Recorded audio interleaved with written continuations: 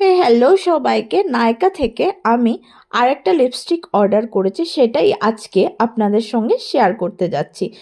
এবার আমি যে ব্র্যান্ডটা আনিয়েছি সেটা হচ্ছে রেনে কসমেটিক্সের। আমি জানি না রেনে কসমেটিক্সের প্রোডাক্টগুলো কীরকম হয়। আমি রিসেন্টলি রেনের ব্র্যান্ডটা স্টার্ট করেছি আমার ইউজ করা। আমি বাকি আগে যে ব্র্যান্ডগুলো ইউজ করেছি লিপস্টিকের, সেটা হচ্ছে মেভলিন অ্যান্ড মেকআপের জন্য আমি মেবলিনের প্রোডাক্ট ইউজ করেছি। মেবলিনের প্রোডাক্ট ভালোই মোটামুটি কভারেজ দেয় অ্যান্ড লিপস্টিকগুলো খুব লং লাস্টিং হয়।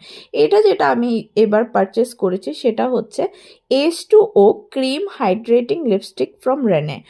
আমার এটা লাগিয়ে মোটামুটি ঠিকঠাকই লেগেছে। কতটা লং লাস্টিং হবে এটা আমি কিছুদিন পরে আপনাদের জন্য আরেকটা ভিডিওতে রিভিউ দিয়ে দেব।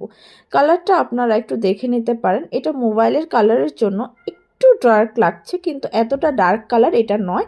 এটা লাইট পিঙ্কই রয়েছে। যে শেডটা আমি আনিয়েছি সেটা হচ্ছে পিঙ্ক শাওয়ার।